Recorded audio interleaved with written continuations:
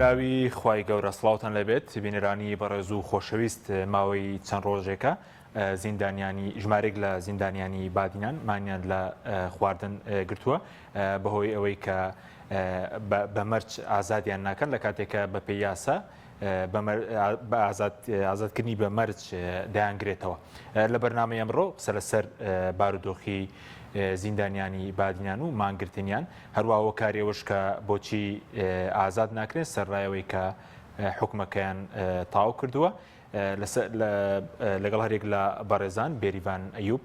چالاکی مەدەنی لە ستۆدیۆ هەروەها لاولێرەوە بەشدار حەسەن پارێزەری دۆسیەی زیندانیانی بادینان لە دۆکیشەوە میێڤان سعید نوێنەری زیندانیانی بادینان. سوپاسی ئامادەبوونتان دەکەین. بێریڤان خانوە خێربێنگ لە بەڕێستانەوە دەست پێ بکەین. ئەگەر باسێکی بارودۆخی زیندانیانی بادیمانمان بۆ بکەیت ئەوانەی کە مانیان گرتووە ژمارەیان دیارە یاخود هۆکاری ماگرتنەکەیان بە دیاریکراوی چییە؟ سلام بکەناڵی ئێوە پێشەکی دەستخۆشی و بەرخۆدانی گیرەوانی بادینان پیرۆزەکەم کە بە ئیرادایکی پۆڵاینەوە لە ناو زیندانەشە لە بەردۆخێکی هەرێ خراپدا ئێستا لە مانگرتندانە زیاتر وابزانم خۆیان 10 گیرەوانی بادینانن 5 ئێشێرا دەزێنە 5 ئەوانەی تریش زۆر گیرەوانی تریش سیاسی ئێستا ئەوەنەش بەشداری ئەوە بووین ئەوەنەش مانیان گرتووە بە عام نێزیکی 6 نەفەرێک دەبن کە مانیان گرتووە چاوەڕێ ئەکرێتن ببێ لە ناو زیندانە مانگرتنەکەشی ببیتە سەردەسەری. هۆکاری دیارە هۆکاری مانگرتنەکە کە زیاتر دەڵێ بەڵ 60 زیندانی بێت هۆکارەکەی دیارە؟ هۆکارەکەی ئەوەیە کە ئیفراز شەرتیە. ئێستا مەسەلە من یەکێکم کە لەو گیرەوانی بەهدینم بە ئیفراز شەرتی من ئازاد کرا لە هیچ قانونێکی دنیاشیان نییە مەسەلەن زیندانی بۆ هەندێک زیندانی هەبێتن لە قانون و یاسایە هەندێک کەس شمولی ئیفراز شەرتی بکەن بە هەمان مادە و هەندێک کەسیش ئازاد نەکرێن. مەسەلە ئێمە من لەگەڵ شێروان تەها لەگەڵ مەسعود شنگالی ئەوانە بە ئیفراز شەرتی ئێمە ئیفرا ئازاد کراین. بەڵام ئێستا ئەو گیرەوانی تریشێ لە دەزێ حکمی خۆیان سزای خوان تاو کردووە مانگێک و نیو زیاتریش دەبێت لەسەر سزایان دەرباز بووە بەڵام تا ئێستا ئازاد نەکراون. ئێستا گیرەوانی تریش مەسەلەن شێروان شێروانیە شەڤان سەعیدە گەهدار زێباریە هاریوان عیسایە ئەوانەش گەهدار زێباری مەسەل ئەوانەشی وەبزم حکمی خۆیان دەبێت تاویان کردێت بەر ببن ئازاد بکرێن بەڵام ئێستاوەیە کە ڕاگیرای ئەم ئیفراز شەرتیە مەسەلەن دەستی حیزبی تێدا هەیە نەیاڵە کە ئەمانە ئازاد بکرێن دەستێکی سیاسی تێدا هەیە و نەیاڵەکی ئەو گیرەوەن ئازاد بکرێن. ئێستا مانگرتن مەترسی لەسەر ژیانی وان هەیە باردۆخیان لە ناو زیندانە تێک چوویە داوا دەکەم سەرجەم ڕێکخراوەکان ناو دەوڵەتی ناوەی مەسەلەن سەردانی ناو زیندانە بکەن باردۆخیان ببینن مەسەلەن یەکیان لەو گیرەوانە ئەوڕۆکە باردۆخی زۆر تێک چوو بۆ تەندروستی تێک چوو بۆ کە تەمەنی نزیکی 6 ساڵە بێتن مەسەلەن هەر شتێک لە گیرەوانی بەهدینان بێ لە گیرەوانی سیاسی بێتن ئەم دەسەڵاتە بەرپرسیارە هەرچەندە ئەم دەسەڵاتە باکیشی بە هیچ شتێک نییە ئەگەر باکیە بێ ئەمانە سزای خوان تاو کردووە و ئەبێ ئازاد بکرێن. ئێتر ئەوەیان ئێستا باردۆخیان زۆر خراپە تەندروستیان باش نییە تەندروستیان تێک چوویە و نایاڵن مەسەلەن ڕێکخراوەکانی مافی مرۆڤ ئەوانە سەردانی زیندان بکەن چاویان بەوانە بکەوێتن بە زیندانیەکەم بکەن. سوپاس دەکەم دێمە وڵات کاک بەشدار سوپاس بۆ ئامادەبوونی بەڕێزشت ئەوەندەی کە لای ئێوە بێ وەکو ژمارەی ئەوانەی کە مانیان گرتووە هەمویان پەیوەندی بۆیە کە ئازادکردنی بە مەرج دەیانگرێتەوە و ئازاد ناکرێن و هۆکارەکەی چیە ژمارەکەیان چەند داوانەی کە مانیان گرتووە؟ بەناوی خودای گەورە مهرەبان سڵاو لە جەنابەت مامۆستا حەکیم سڵاو لە خات و بێریڤان یەکێک لە ئازادکراوانی سزادراوانی بادینان کە خۆشی یەکێکە لەو کەسانەی کە مستەفید بووە لە ئیفراز شەرتی بە ئیفراز شەرتی ئازاد کرایە. طبعا دەمێ بۆ جەنابتان ڕوون کەوە لەبارەی عەدەدەکەی لە نێوان 53 بۆ 6 فعلا قسەکەی بێریڤان خانی وایە بەڵام لە هەندێک ئەوقات کەم دەبی زیاد دەبیتەوە بەڵام لەو بینەیە ئەوانەی کە مانیان گرتیە هەمویان ئەو کەسانانە کە مەشمولن بە ئیفراز شەرتی بە پێی مادەیەک لە یاسای ژمارە 21 ساڵی 2023 پەرلەمانی کوردستان حکم بووینە لە بەرامبەر وەکو کاردانەوەیەک لە بەرامبەر ئەوەی کە ئێستا پرسی ئیفراز شەرتەکەیان ڕاگیراوە نەک ڕەفزکراوە بە دەرەجەیەکی قەتعی بەڵام ڕاگیراوە بەهۆی تەدەخولات و دەستێوەردانی دەرەچی. باڵە ینی هۆکایەت بە پێی یاسا دەتوانێت کەسێک بە ناوی عیرفان سەعید کە یەکێکە فەرموو کەسێک بە ناوی عیرفان سەعید ئێستا حالی لە نەخۆشخانەیە یەکە کە تەمەنی لەسەرەوەی نزیکەی 6 ساڵە یەکێکە لەو کەسانێک کە زیندانی سیاسی بە مادەیەک لە یاسای ژمارە 21 ساڵی 2023 پەرلەمانی کوردستان ئەویش داوای ئیفراشەرتی کردووە و داواکارێکی ئیوش ڕاگیراوە. بەڵێ بەس ژمارەی ئەوانەی کە ئازادکردنی بە مەرج دەیانگرێتەوە زۆرە کە تا ئێستا ئازاد ناکرێن بەرز وت تۆکارەکەی سیاسیە کە ئازاد ناکرێن. بەڵێ دەستێوەردانی حزبی و عائلی هەیە لە کاروباری دەستگاکان بە بەڵگەشت بۆ جەنابەت دەسەلمێنم ئەمە بەر لە جەژن کە تەقدیمی ئازادکردنی ئیفراشەرتیمان کرد بۆ ئەو 5 کەسەی چالاکوانانەی شیرازێ لەگەڵ ژمارەیەکی زۆر لە ئەوانەی کە بە هەمان مادە گیراون هەمان مادە ئەوان بەڵام ئەوان ئیبادینان نین بەڵام خەرکی ترن زیندانی سیاسینە مەشمولن بە ئیفراشەرتی بە هەمان ئەو مادەیە ئەوان لەبەر لە جەژن لەگەڵ ڕێکخراوی CPT تیمی ڕێکخراوی CPT تیمی پارێزەران لە ژووری بەڕێز سەرۆکی داواکاری گشتی دانیشت بووین وتی ئەوانە مەشمولن بە ئیفراشەرتی و ئیعازی چاکسازی گەورانی هەولێر لەگەڵ ئەندامانی بەڕێزی داواکاری گشتی لە چاکسازی گەورانی هەولێر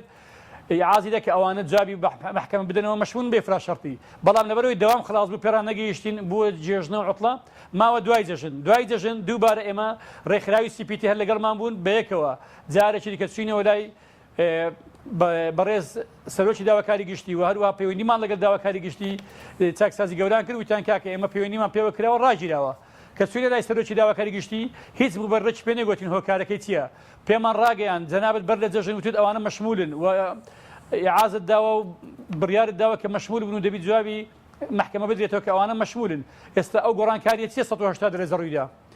هیچ مبەرڕێکینەوە هیچ جوابێکی پێ نەبوو بەڵام دواتر زانیمان بە پەیوەندێکی تەلەفۆنی لەلایەن بەرپرسێکی باڵای حزبی لە هەولێر ئەو پرسە ڕاگیراوە. باڵێ کاک بەژاراوانی کە ئێستا بڵێن ئازادکردنی بە مەرج دەیانگرێتەوە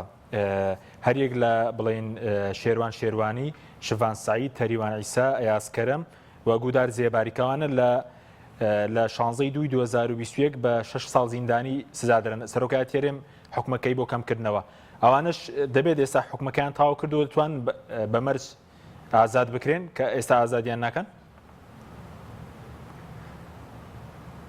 بەڵێ بەنسبەت ئەوانە پاشەوەی کە سوکردنی سزاکەیان بۆ هات دەبوو ئەوانە لەسەر عقوبەی ئەسلی لەسەر 6 ساڵەکەی ئیفراشەتەکەیان بۆ حساب بکرێ بە پێی حساباتی ئێمە بە حسابێکی دقیق لەگەڵ بەشی یاسایی چاکسازیش دانیشتین دەبوایە ئەوانە لە 22 سال ئەستەن ئازاد بکرێن کە تاخیریشە کە تا ئێستا بە ئازاد نەکراون تاخیرت. بەڵێ ئەی ئەوانەی تر ئێستا ئەوانە شیرازێش دەبایە لە 16 ئازاد بکرێت. بەڵێ ئەنی ئەوانەی شیلازێ لەسەر خۆپیشاندەندەژی تورکیا دەستگیر کرابوون کە مەحمود ناجی نێسیروان بەدیع ئەمجد شوکری کۆڤان تارق یوسف ئیبراهیم ئەوانش دەبوو ئێستا حکومەکەیان تاوا کردو ئەوانە حکومیان تەواو بۆ دەبایە لە 16 ئازاد بکرێن لەناو عائیلەکانی خۆیان دابنیشن ئەوانش بەشێکی پەیوەندی بەوەی هەیە کە کاتی خۆی خۆپیشاندانە کرای دژی لە شکرچێشی تورک ئیتر ئەوانە سزادرن لە زیاتی دەسەڵاتی کوردی ئەوانش عالەمی دەوڵەتی تورکیا بێنێتە خوارەوە بە پیر داواکاریەکانی خۆپیشاندەرانەوە بچی هەستا بە پێچەوانەی دەوڵەتی عێراق بە پیر خۆپیشاندەرانەوە چوو ئاڵای تورکیا لەسەر هەموو داوام دەستگاکانی سەفارات و قونسولیات و نووسنگەکانی تورکیا نای خوارەوە ئیمە دەسەڵاتی کوردی وای نەکرد پێچەوانەی کرد سزای ئەوانەی دە بە 6 ساڵ و 3 ساڵ و 2 ساڵ و هەتا دوای. باشە بەس بەڕێز و سووری لەسەرەوەی کە بە پێی یاسا ئەوانە ئازادکردنی هەموو ئەوانە یا خەڵکی تریشیە جگە لەوانە ئازادکردنی بە مەرج بگرێتەوە هەری بادینان بڵێن یاخود دۆسیە تر ئازاد نەکردن بە پێی یاسا هیچ ڕێگریەک نییە. نەخێر کە مامۆستاچی ئەمە تعامل لەگەر مادە دەکەین تعامل لەگەر ناوچە و منطقە و شەخص ناکەین ڕاستە ئەوانەی شیرازێ و ئەوانە قەزیەکی ئەوەی بادینان قەزێکی زۆر گەورەیە و ئەوانە هەموو چالاکوان و ڕۆژنامە نووسبووینە بەڵام خەڵکی دیکەشێ بۆ مادەی گیرایە کێشەکە مەوزوعەکە لەگەر مادەیە تعامل لەگەڵ مادەیە شتێکێ لە قانون پێی دەگوترێت مەبدە المساوات ئەمام القانون کە ئەوە لە قەواعیدی عامەی مجرد هاتووە باسی کردووە ناکرێ ئیفراشەرتی لە بۆ جەنابێت لە بۆ کەسێکی تر مەشمول بی وەڵام ئەمر بەشمول لەبم ئێستا ئەو مانگرتنی کە ڕاگەیەنراوە و تامردن هۆکارەکەی بۆ ئەوە دەگەڕێتەوە کە نەعەدالەتی لەو بابەتە هەیە لە بابەتی مەبدە المساوات ئەمام القانون ئەوە دەستە بابی پێشێرکردنی یاخود خەرقکردنی سیادەی قانون. بەڵێ دێمە وڵات کاک بەشدار ئێمە ئەو بابەتەمان دوێنێ لەگەڵ یۆنامیش باس کرد فەرموو لەگەڵی نوێنەری نەتەوەی گرتوەکان بەڵێ دوێنێ لەسەر داوای خۆیان کۆبنەوەیەکی زیاتر لە 1 ساعتی کاتژمێریمان ئەنجامدا تیمی پارێزەران ئەوانیش داوای بەڵگەیان کرد کە چێ بە ئیفراشەرتی ئازادکرەوە ئێمەش بەڵگەی بێریڤان خان و هەروەها مەسعود شەنگاری و شێروان تاها و ئەوانەمان بەڵگەکانمان پێشکردن فەرموو ئەو خەڵکانە بەو مادەیە ئازاد کراون خەڵکیکە ئازاد ناکرێ هەر ئەمڕۆ ئەوان وەفدێکیان چۆتە ئەنجومەنی دادوەری لە بۆ زانیاری جەناب بەڵێ سوپاس دەکەم ئەگەر کاک میێڤان بەڵێ کاک میێڤان گوێ لە دەنگی ئێمە سوپاس بۆ بەشداریتان بەڵێ کاک میێڤان جەناب دۆکو نوێنەری زیندانیانی بادینان ئەگەر باسی بارودۆخی زیندانیانی بادینانەمان بۆ بکەی ئەوە چەند ڕۆژەمانیان گرتووە و ئێوە خۆتان قسەتان لەگەڵ کردوون بارودۆخیان چۆنە بله کس و کارت ما کود نوا زندان دانه ما گرتنش خار نگیریه جبهه که کو مافی وقتی تپیشیل کردن و بارو دو خوای ساخلمی جی روشا و باشنی نه جبر کو یعنی هیا 6 سال نوده هنه کو ساخلمی های گلکتیک چوا حتی رگیری لتیم ساخلمی یعنی حتی دنوا زندان دا کو تیم توانای تایبت سردان و ناکن یعنی به همین رنگی که مافی وقتی تپیشیل کردن اوانجیک اف من گرتنه کریه جبویه که کو بو رای گشتی دیار بکن که مافی تواناتی نپیشیل کردن هش دست بکاوی کیسه تا هاوی دمه که از دا آغوم هیچ رنگی که اف کیسه یا قانونی نبوه پتر یعنی جیر بجن فشار حزبی بونه که وکی و بیای کربو نویان خو هاویت یا و چالاک بنا هاویت یا و روزنامه بنا یا و حولاتیت سوید بەڵێ کاک میێڤان ئێستا بارودۆخیان چۆنە بۆی مانگرتنەوە چەند ڕۆژەمانیان گرتووە بارودۆخی تەندروستیان تێکچووە هیچیان ئەوەی کە ئێوە ئاگادار بن بله یک جوانا یعنی اسناشم کو جبلی کو گرتیم بادینان او ین شلا دزه کو ایاس کرم و شوان سعید و شیروانی و هاریوان عیسی و گهدار زباری و هر پنج گرتین شلا دزه گلک کسین دیجی کو دگل وانا من گرتن جخار نگیریه یعنی زیادتر جده کسین دیجی کو من گرتن جخار نگیریه جبویه که کو ما فنوانا نهینه پیشل کردن حتی یعنی ریگیریل تیم پارێزەر ژکریا و پارێزەرên xwe bibînin yani bi hemî rengekî mafê wan têne pêşelkirin bo vê çendê jî ku yani qanûna ku ya serokatiyê mafê wan tê pêşelkirin ku vêtin îfraşertî bêne berdan lê او ماوی کو بو هات دست نشان کردن او جی تواو کریه و دماهی کاتیه و حتی کسی تریاک خور کسی گلک تاوانین گلک مزن انجام داین همی هات نبردان لی اف کسی نه نه هات نبردان چونکو دیاره کو محکمه مزن تر دسته که دیه یکو دویتن اف کسی دنوا زندانان بمینن او جی بو کو دنگ خوب بگهینن ما گرتن جخار نکریه اوه هم یعنی حزب دا سالادار دویتن پیداچونه که دو بریارن خدا بکتن به سردریا خود گل محکمه مایته کرن دسته دادوری دا نبیتن جبو وی چنده کو ایدی سمعتا دادوری بو بزورین تبا یا محکمه بزورین تبا و اف گرتیه بیتوانن تومتت به بنما بو خلقاندن تمام پشتی هنگل دیف وی قانونا کو او جید بیشن یعنی خو او قانونا کو واب خوشی خلقاندی وی قانونی جی ناکن یعنی اوه هم بو سمعه هرم ناف جواک نف دولتی چونکو کردستان يعني ملكي مهامية أنا ملكي بارتيان يا ملكي كيتيان جي حزبك دي كردستان ملكي مهامية يعني تا دو حزب دستكاري د صالات داد وري دا بكن و دوين سمعايا هرمل ناف جواكن يا دولتي كريت بكن كرم كت هماشي قنصل خانه بك كرم كت هماشي ركراو نف دولتي بك كا تشيواس لسر هرم دنويسين صح اعلام جهاني كا بحث هرم دكن اوا يعني هم بومبخو يعني بارك جلك جرانك ام بيرنجي ببينين أبا هرم هوسا كريد كان دچاوين بيانيان دا هم دناوا هرم بخوجي دا وكا هر دو حزبين دا سالادار تایبج من بحث پارتی دموکراتی کردستان اگر پارتی دموکراتی کردستان پیدا چونه که دشوازی سرداری کردن خود گلوان گرتیا نکردن یعنی رایا گشتی بخو جماوری بخو بخوش متعاطفن گلوان گرتیا دزانن ام کسا وکیل بجن پیگای خود بادینا هبویا کس معروفن و کس يعني گناهن حتى هندك شو ناصر دجاتيا تركا كيرات نوازين دانا دانا يعني تشات بيتن كسك دجمن خو بتنصار اخو خو شینا دشمن ضرر لوکت هر حکومت تا هر دستالات تا خو وی بگیرتو که در نو زندان دا و به کریترین شوا سرداریت گل بکتن الوری ویتن پارتی دموکراتیک کردستان پیدا چون اکادی وی کیسه دا بکتن هم بو وگراندنا جماوری خود و گلک جماوری خود دنگدانا چوی دا جدز دا جبر ایکش اسباب سرکی اف گرتیه بون یعنی پیتویت تو بزانی یعنی تو یه ظلمه که الوا کسادی که بگونهن حتی یعنی تمام بارج بن او سزای تا دا برسینگوی او سزای او ماویتا بود دست نشان کری داوی هات ایدی یعنی چی دنوازیندان دا دبو چت مینن يعني خدينا كتصباحية كجوانا يعني ساخلم ياوا باشينات نوازين دانا دا جيان خوش بلاز بداتن يعني دي ضربة كي مازنتر ب دا صالات كابيتن كو ويشي وزي هنده تند وكي كربه كي طول فكر نكي جوان گرتيا ود كتن بالا دي مولات كاك ميوان بيريفان خان سبارت بشوازي معاملەی بڵین لەگەڵ زیندانیانی بادیان کە خۆشت لەناو زیندان بووی و ئەوانەی ئێستش لێوێن مامەڵەکە خراپ بووە دوایی بڵین ئەوەی کە حکمیش دراون مامەڵەکە خراپەوە پێشتریش مەسەلەکە چۆنە مەسەلەکە ئەوەیە لەناو زیندانە هیچ شتێک بەدەست ئیدارەی زیندانە نییە يعني هموي بدستي آسايشة براستي بدستي كاسك شخصك يعني زندانيان بادينا دوا تشتواني كان أنجام دوا مثلا تنها دواينان وآزاديان كردوا مثلا زورك لجيرواني بادينا مثلا إيش لازم تنها لدجي دقيق كان تركيا هلوستينا تواتي كرداتي والله باريزيان هبويا يعني 2020 دزگیر کراون آن خب پیشان دجی ترکیه کرد بله خب منیش او کات دزگیر کردم 2020 هم من دزگیر کردم یعنی یک لو انا من بوم كتنها بايكوتي كالو بالي تركيا ام كردبو و دجي دقيق كان تركيا اسا جيرواني تري بعدين جهر هميان بعام تنها هلويستا كنا تواتي و دجي دقيق كان تركيا بايكوت او انا هميان دزگیر کراون مثلا لنا زندان جي باردوخيان وكم ما مالا كردن لقاليان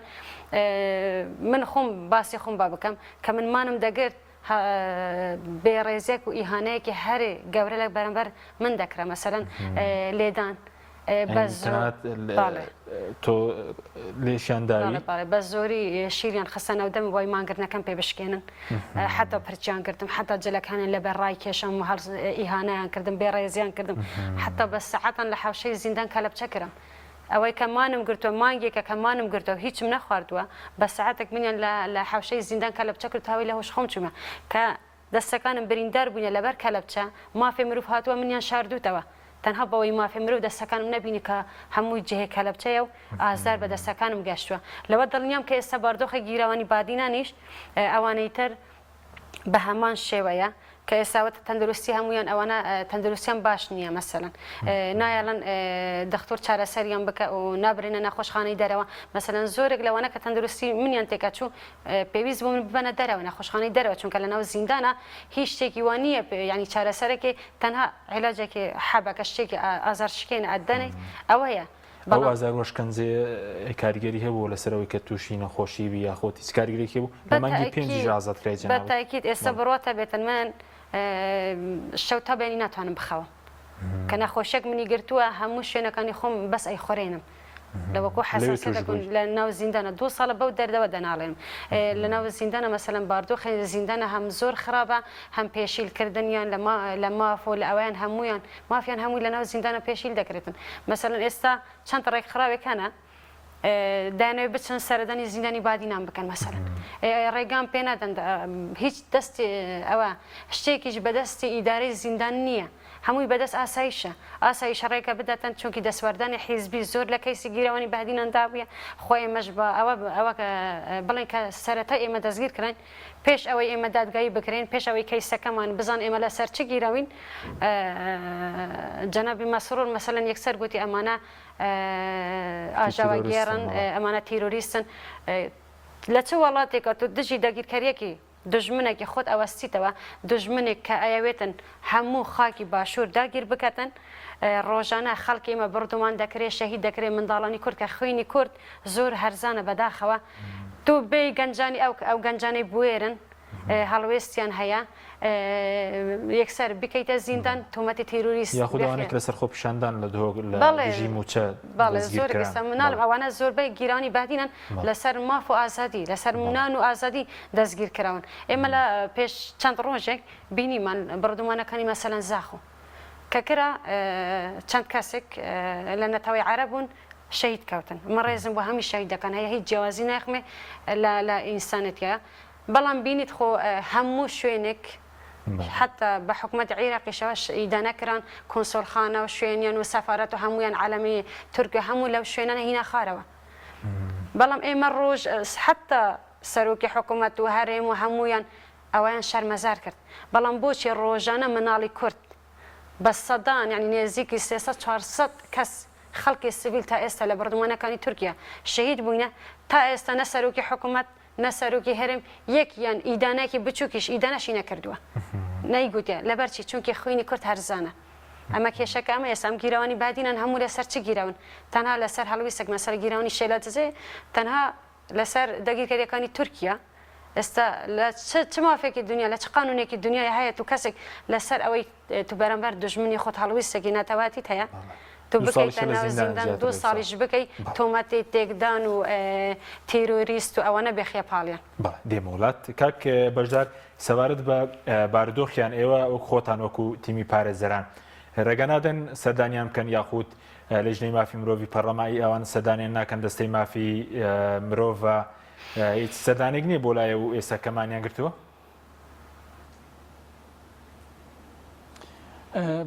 بەردەو مانگرتنەش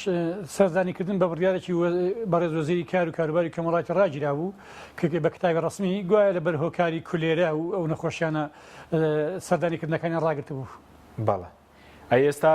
داواکاریتان پێشکەش نەکردووە یاخود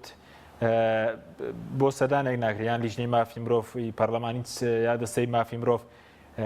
هەماهنگیتان نییە کە لێکۆڵینەوە بکەن لە مانگرتنی ئەو زیندانیانە بەڵێ ئەوڕۆ بەڕێز سەرۆکی دەستەی مافی مرۆڤ ئەو ڕۆژارێکی چوو بۆ سەردانی داواکاری گشتی کردووە لەگەڵ سەرۆکی داواکاری گشتی دانیشتووە و پاشەوەی پەیوەندیمان پێوە کردوتی ینی پێڕاگەیاندن کە ئینشاءڵڵە بابەتەکە بەرەو لە ینی ئیزاوی دەڕواتن بەڵام تەفاسیلێکی زۆر نازانین سبەی سەردانی بەڕێزیان دەکەین و لیژنەی مافی مرۆڤ لە پەرلەمانی کوردستانیش هەمویان لە خەتن لەگەڵمان و ئەوانیش بەردەوام لەگەڵ ئیداری چاکسازی و وەزارەتی کار و کاروباری کۆمەڵایەتی ئەوانە لە خەتن بەڵێ بەس وەکو ئەوانەی کە بڵێن حکومەکەیان تاو کردووە ئێستا ئازادکردنی بە مەرج دەیانگرێتەوە ئازاد ناکرێت حاکم دەنگت نات بەڵێ ئەوانەی کە حکومەکەیان تاو کردووە کە بڵێن ئێستا ئازاد ناکرێت زۆری هەیە بڵێن چالاکی بادینان بێت تا ئێستا دادگاییش نەکرابێت ئەم حاڵەتەش هەیە ئەوەی ئێستا هەبیتن هیچ حاڵەتێکمان لای ئێمە نیە ڕەنگە هەبی بەڵام لە ژوورەوە تا ئێستا کە سوکاریان پەیوەندیان بە ئێمەوە نەکردیە کە ئێمە بەدوای کەیسەکانیان دابڕێن بەڵام ئەوەی کە لای ئێمە بوو ئیبادینان هەمووی حەسم بوو تەنها چاوەڕێوانی ئازادکردنی بەمەرزیان دەکەین و کەسێکی تریش لە دهۆک بە ناوی قارەمان شکری ئەوش بە ماوەی 7 ساڵ زیندانی کرا بەداخەوە تا ئێستا نەسوکردنی سزایەکی بۆ هاتووە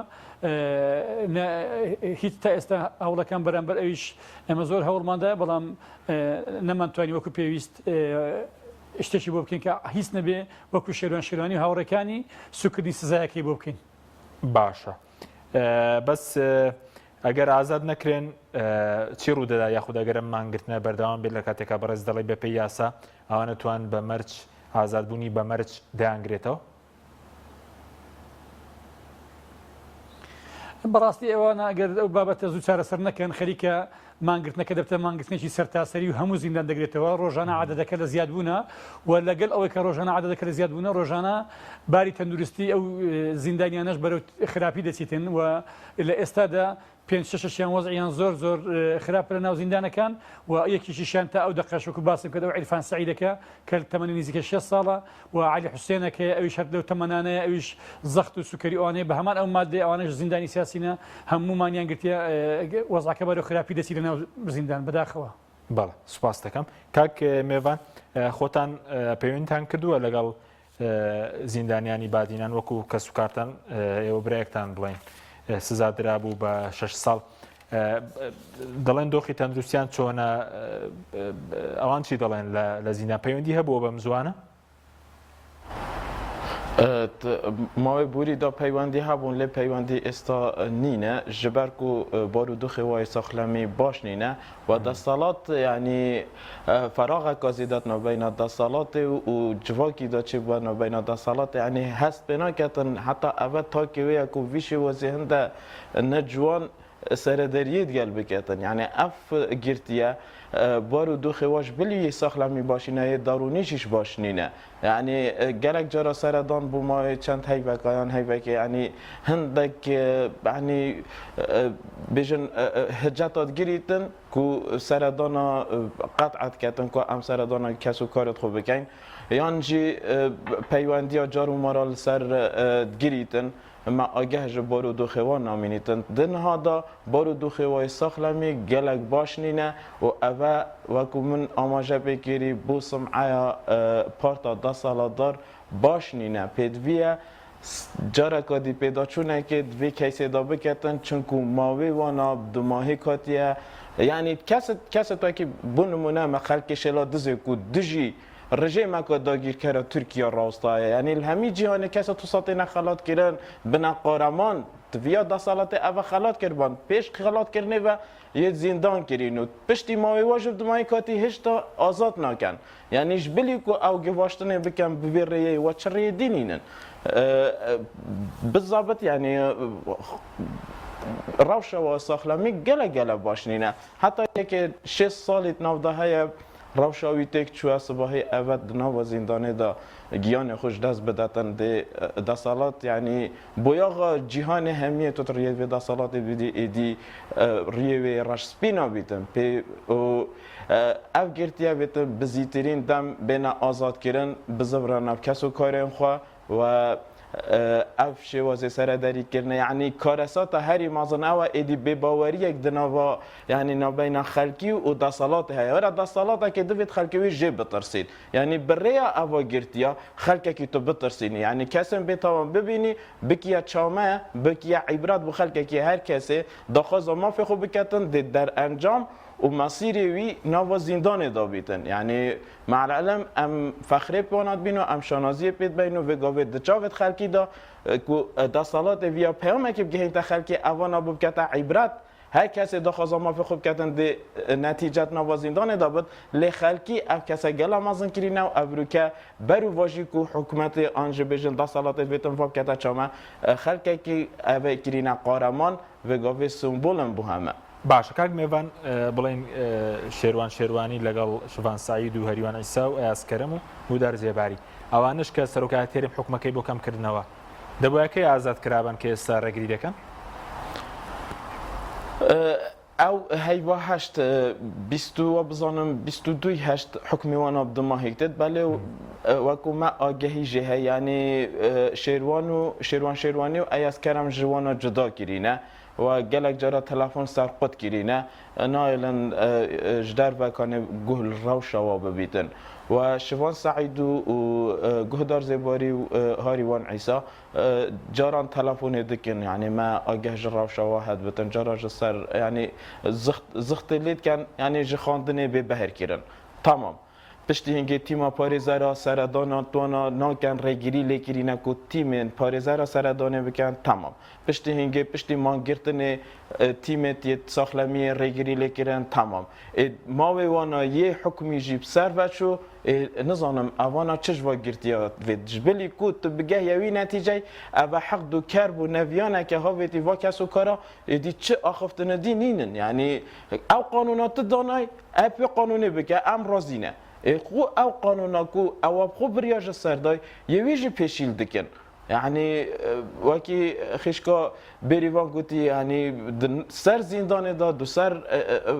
10 سالاتن بیژن دادوری دا 10 سالات کدی هيا دی پدویا بیژن دادور و محکمه سمعه خوب و گرینیتن سپاس دەکەین بەڵێ بینەرانی بەڕێز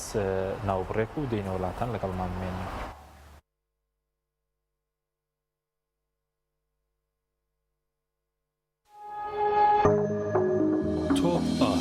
تاکە بریکاری تۆڕی میدیایی کۆمەڵ بۆ بەرهەمهێنان و بڵاوکردنەوەی ڕێکلام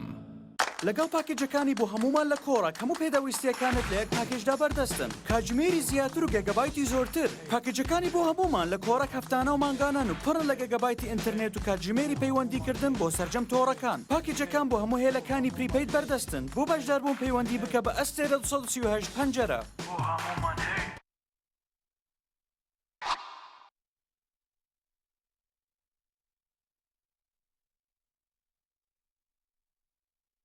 قەت پرسیارت لە خۆت کردووە ئایا داشکاردنی ڕاستەقینە چۆنە؟ ئەی بۆچی تەنها یەک جار سەردانی سپۆرتچێک ناکەیت و داشکاردنی ڕاستەقینە ببینی کە هاوشێوەی نییە لە هەموو کوردستانە جا با پێت بڵێم بۆچی سپۆرتچێک هاوشێوەی هیچ کام لە شوێنەکانی تر نییە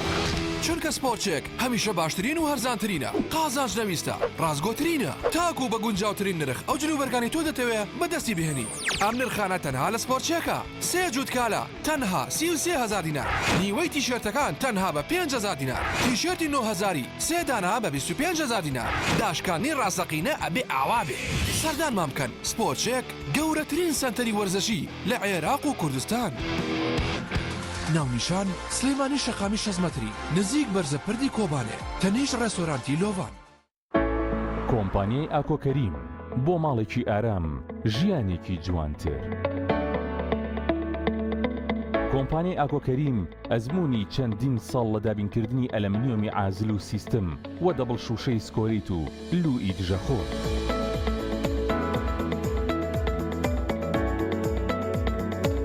جوانترین مەحاجەرەی مۆدێرن و کلاستی هەمیشە نوێگەری دیزاینی ناوازە و دەگمەن ئەزمموونێکی زۆر و کارامەیی تەواو لە جێبەجێکردندا دەرگا و پەنجەرەکانمان بێهاوتایە لە کوالتی و مانەوەدا جوانیەکی شایستە بە بیناکەت دەبەخشین لەگەڵ ئێمە دڵنیایت کە هەڵبژاردنەکەت دروستە تۆش ماڵێکی ئارام و ژیانێکی جوانتر هەڵبژێرە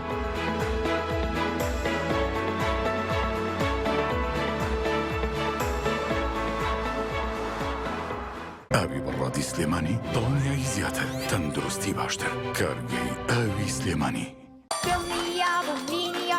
ئەو جبسەی وێنەی نییە هەرتامێکی بێخۆشە بۆ من بۆ ئەو بۆ تۆشە ئادەی پێ بڵێن چییە؟ جبسی نینی تامێکی لە یاد نەکراوە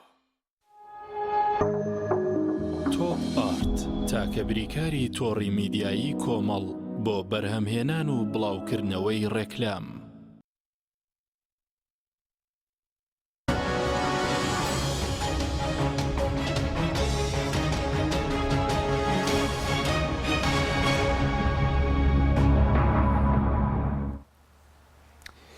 جارێکتر سڵاوتان لەبێت بینەرانی بەڕێز بەیرفانخان سەبارەت بە مامەڵەیەم کابینەی نوێم مامەڵەیەکی خراپیە بووە لەگەڵ ئازادی ڕادەربڕین و خۆپیشاندان ئێوە دوای ئازادبوونیشتان فشارتان هەر لەسەرە دوای ئەوەی کە ئازادکراون خۆی بڵێم ئەم کابینەکە یەکەم جەرهاتە سەر حکم و زۆر باڵێنیدا ئەو هەموو وعدەیدا هیچیشیان بەڕاستی کابینەیەکی هەرێ خراپ لەسەر ئازادی ڕاداربرین کابینەک پۆلیسی کابینەی پێشتری ئەو هەموو کابینەتی ئەرێ زۆر بەعام پێشێلکردنی مافی مرۆڤ هەبوو بەڵام ئەم کابینەیە ئەو هەموو چالاک بان و ڕۆژنامەنووس ئازادی خاص هەموو دەستگیر کردن هەر سەرەتای دەستپێکردنی ئەو زۆربەی دەنگی ئازادی خوازان ویستی بێدەنگیان بکەن و ئێستا لەناو زیندانەنە بەداخەوە کە ئەوانەی دەنگی ئازاد بوون ئێستا هەمویان لەناو زیندانەنە پێشیلکردنی مافی مرۆڤ باردۆخی ئابۆری بەعام باردۆخەکان هەمووی هەرێ خراپبوون لەم کابینەیەدا وەکو خۆت سەفشارتان لەسەر ئێستا کە ئازاد کراوە من کە ئازاد کرام من بە مەرج ئازاد کرام بە مەرجی ئەوەی 5 ساڵ نابێ هیچ قسەیەک بکەم مثلا نابێ هیچ لە ڕاگەاندنەکان مەسەرەن کاناڵەکان ڕەخنە لە دەسەڵات بگرم ئەوانە دەبێ لەوانە دوور بکەمەوە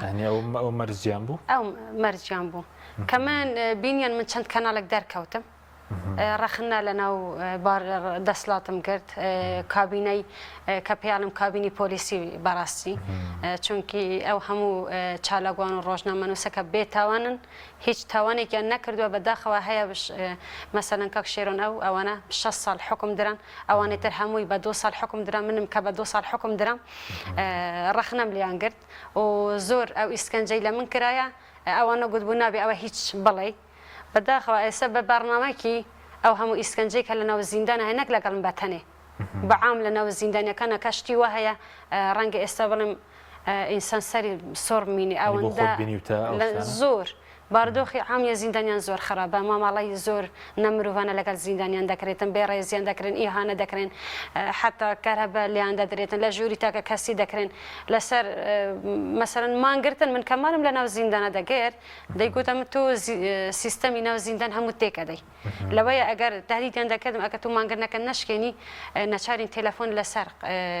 قەپات بکەین بتبینە ژووری تاکە کەسی مەسەن ئێستا گیرەوانی بەهدینان ها تەلەفۆن لەسەر کاک شێروانی و ئەیاس کەرەم مەسەلەن بۆچی تەلەفۆنیان لەسەروان قەپات کرا تەنها پەیامێکیان بەڵاو کردەوە کە هیچ هەڵەیەکی تیان ئەوانە باسی لەناو زیندانیشە نایڵم بە ئازادی قسە بکەن تو لە دەرەوە بەبێتوانی ئەوانە چەند ساڵێکە کردوتە زیندان لەناو زیندانیشە دیسە مافیان پێشیل دەکەی کە ئەو زیندانیان ئێستا زۆرێک لە زیندانیەکانی بەهدینان هەمویان هەر بەعام تا ئێستا پارێزاری خۆ هەرە لە دادگاکە بینی بێن هیچیان پارێزاریان نەبینەکە من یەک لەوانە کاک بەشدار خۆی پارێزارم بووە کاک بەشدار تیم پارێزارانی بەهدینان ئەوانە پارێزاری منیش بوون من تا ڕۆژی دادگا ئەوانم نەبینی هیچ نەبینین هیچ نەم لە ڕۆژی دادگاش نانەشتانی کاک بەشدار و کاک ڕەمەزانوانە ئەوانە لەگەڵ کاک ڕێڤینگ بوو ئەوانە گوتیان تەنها دەمانێت 5 دقیقە لەگەڵی قسە بکەین بۆ ئەوەی ئینجا دادگاکە دەست پێ بکاتن ڕێگەیان نەدا لە چ قانونێکی دنیادا ئەم هەموو پێشیلکاریە هەیە لە هیچ قانونێکانی ئەوەی لە هەرێم هەیە ئەوەی کە پێشیلکردنی مافی مرۆڤ و ئازادی ڕادەربڕین و ئەوانە کە هیچ نییە بەڕاستی من تەنها لەبەر ئەوەی کە چەند قسەیەکم لە کەناڵەکان کردوونە ئێستا ناتوانم بچمە هەولێر ناتوانین بچی هەولێر ئەوانە هاتوونە دووبارە دەستگیرمە کە لە دادگای منداڵەکانم کە قەول بوو لە 5 7 من لە دادگای منداڵەکانم ئامادە بم بۆی بتوانم منداڵەکانم وەربگرم هێزی ئاسایش لەناو دادگا ئامادە بێ بەوەی دووبارە دەستگیرم بکەم باشە بە چ مادەیەک بە چه قانونێک تو دووبارە دەستگیرم دەکەیت ئێستا ناتوانم بچمە هەولێر دووبارە قەراری گرتنم هەیە مەسەڵەن ئێستا من کە ئێستا لە دوێنی شەوە مانم گرتووە و بۆ پشتیوانی گیراوانی بەهدینان وەکو هەڵوێستێک نەم خواردووە دەمێ وەک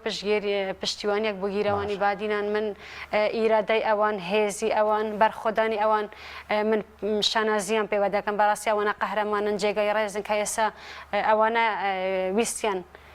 شخصیەتی ئەوان بینە خوارە بەڵام ئەوانە ئێستا زۆر گەورەنە کە هەم وەکو سمبۆڵێکی ئازادینە بۆ هەموو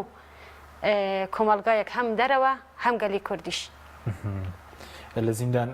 زۆر هەستان بە غەدر و تەنیایی کرد کە گێرا بوون و تا درەنگیش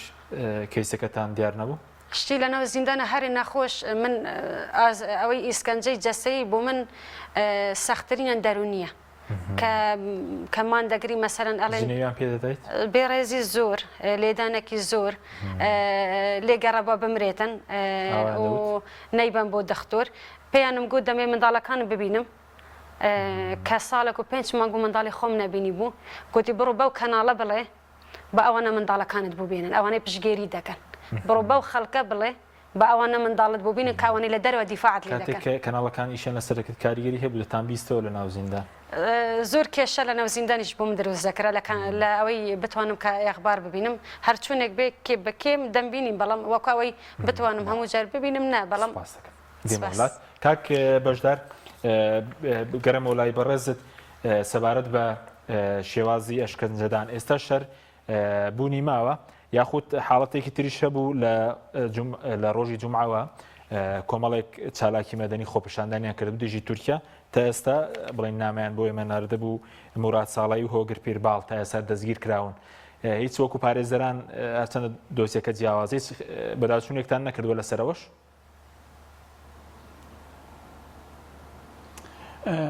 بەڕاستی ئەمە سەبارەت بە ئەشکەنجەدان ئەوانە خۆیان لە بەردەم دەرگا باسییان کرد کە ئەشکەنجە دراون بێریڤان خان ئەوانەی تری شیرازێ کە لە بەردەم دادوەر کراسەکەی داکەراند و پشتی خۆی بەڕێزان سەرۆک و ئەندامانی دادگای تاوانی دوو هەروە بەڕێز داواکاری گشتی هەروەها نێردە دیپلۆماتیەکان لە ژێرەوە بوون لەگە ژمارەێک لە پەرلەمانتاران هەموو بەچاوی خۆیان بینیان شوێنی ئەشکەنجەدانەکەی ئەشکەنجە دراوە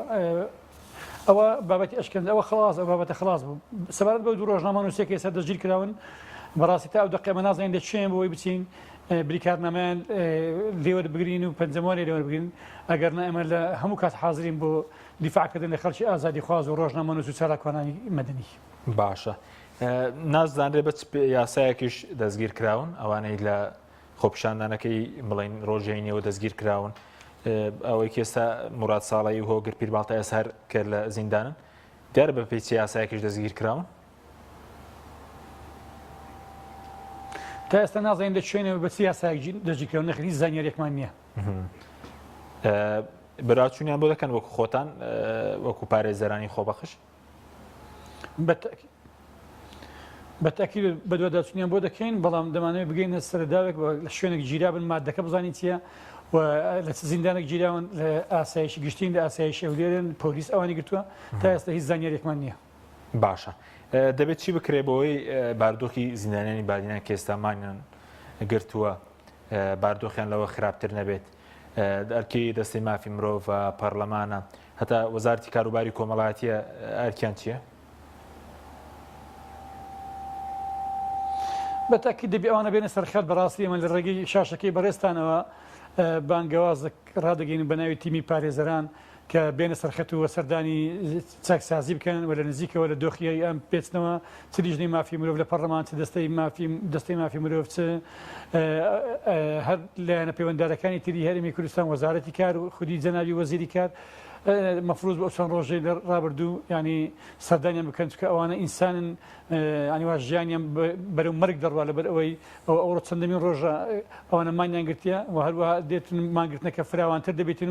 و وەزع ئەوها بڕوە ڕەنگە حالەتی ترسناک و خەتەرناک و زۆر ناخۆش دروست بێت. بەڵێ سوپاس دەکەم کاک میێڤان سەبارەت بە ئەو شەش بڵێن پێنج زیندانی کە باستکردن کە برای بەڕێزیان لەگەڵە مامۆستا شڤان ئەنی ڕێگە نادرێت جلوبەرگوانە شەم بۆ بریا خۆت باسی خوێندن کرد بە پێی یاسا دەیانتوانی بخوێن ڕێگەیان پێنەدراوە وە کتێب و شتیش ناتوانن بۆیان ببەنە ناو زیندان بەس دەنگی قەتعبە گەر پرسیارە خۆ دووبارە بەڵێ سەبارەت بە بڵێن ئەو پێنج چالاکوانەی بادینان کە لەسەر خۆپیشاندان و داواکردنی موچە 6 ساڵ زیندانی کران ئێستا بڵێن ڕێگری دەکرێت کە کتێبیان پێ بگات ڕێگری دەکرێت بشخوێنن کە بە پێی یاسا ڕێگەیان پێدرا و بخوێن ئەوان ڕێگریان لێکرا gelek cara me pertok bû birîne dihêlin vêca ez nizanim digehne nagehne bes nek merama me pê ew bika pertoka kanê rêgiriye lê dikin belku di nava zindanê da wa diviya li kulî jê bixînin ku di nav zindanê da mafê her zindaniyeke ku berdewamî di xwendina xwe bidetin rêgirî ji wî layanî lêkiriye we dîr ji vê jî rêgirî gelek caral kes û karê to hatiye kirin ku seredana bikin rêgirî li tîmên parêzera girtîne rêgirî li tîmê saxlemiye heta destewa mafê mirovî biçin seredana bikin bisehkine rewşavana yani ev hemî pêşêlkarîne derheqa evana da têne kirin û heta niha jî ev pêşêlkariya berdawamin û ew jî li ser mangirtina xwe berdawamin ku ev fişarekê bixine ser desalatê ku êdî pêdaçûnekê di vê keysê da bikin. باشە ئەی دۆخی کەسوکاری زیندانانی بادینان چۆنە لەو ماوەدا تووشی بارودۆخێکی زۆر خراپاتون ئێستا بارودۆخیان چەوە کەسوکاریان کە لە دەرەوە شنەر بارودۆخیان خراپە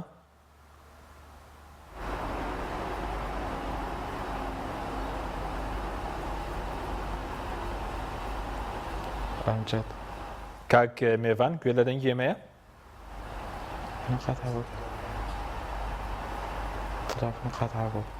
کاک میێوان بەڵێ دێمە وڵات بێریڤان خان کاتمان کەمەوە بەس دەبێت چی بکرێ بۆی مانگرتن بشکێنن زیندانیانی بادینان فشاری جەماوەری بێت خۆت لە ژنی مافی مرۆوی پەرلەمان بێ ڕاگەیان بێت کاریگەری دەبێت بەعام دەبێت کاریگەریان بە تاکید دەبێتن هەم ڕاگەهاندنەکان هەم ڕێکخراوەکانی مافی مرۆڤان ئەبێ سەردانی زیندان بکەن و باردۆخیان ببینن ڕێکخراوەکانی دەرەوەی ناوداوڵاتیشی مەسەلەن هەنا ئەوانەش دەبێت پێویستە بچنەوە زیندان ڕێگەیان پێ بدرێ کە بچن باردۆخی زیندانیانی بادینان ببینن چونکە ئەوانە ئەم مانگرتنەگرتیانە مانگرتنەکەشیان نایشکێنن تا ئەوەی ئیفراشارتی شمولی ئیفراشارتی بکرێن و ئازاد بکرێن لەوانە هەر شتێک لە یەک دەستگیرکراوی بادینان بێت ئەم کات دەسەڵات بەرپرسیارە پارتی بەرپرسیارە ئەو کەسە بەرپرسیارەکە دەستی خستوتە ناو دادگاکان و کەیسی بادیناندا ئەوە بەرپرسیار دەبێتن تەداخلی حیزبی زۆر هەبوو ئێستا تەداخلی حیزبی ئەگەر نەبووە ئێستا ئەو گیرەوانە هەمویان ئازاد دەکرێن مەسەڵەن گیرەوانی شێلەت سێ مانگێک زیاترە کە سزای خۆیان تاو کردووە گیرەوانی تر کاک شێروانی ئەو مانگی هەش دەبێ ئازاد بکرێن هەکە بەو حالە بێتن ئەوەندە دەسواردانی سیاسی هەبێتن ئەوانە ئازاد ناکرێن بۆی ئەوانەش مانگرتنەکەیان ناشکێنن تا ئازاد نەکرێن بەو هیوایە بە زووترین کات سەرجەم گیرەوانی بادینان گیرەوانی تری سیاسیش هەر هەمویان ئازاد بکرێن بەڵێ سوپاس دەکەم کاک میێوان ئەگەر گوێ لە دەنگی ئێمە بێت دواپەیامتان چیەوە چ داواکاریەکتان هەیە و سەبارەت بە بارودۆخی ئەوە ژۆک و کەسوکاری ئەو زیندانانە کە لە دەرەوەشن خراپە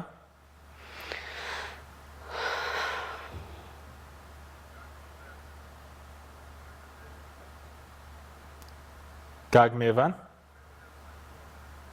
بەڵێ